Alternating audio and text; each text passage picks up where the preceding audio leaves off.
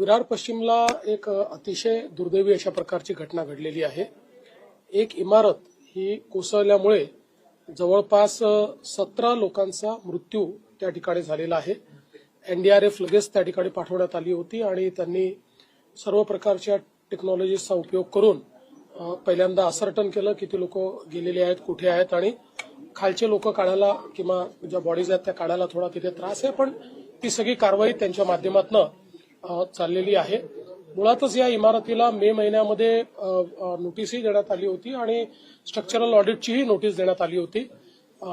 तथापि मला असं वाटतं की लोकांनी फार गांभीर्याने ते घेतलं नाही आणि त्यातनं ही दुर्घटना झाली। पण शेवटी लोकांचाही प्रश्न असतो, लोकांना दुसरीकडे कुठे राहायला जायचं, अशा अचानक जागा मिळत नाही, त्यामुळे त्यांनाही आपल्याला दोष देता येणार नाही।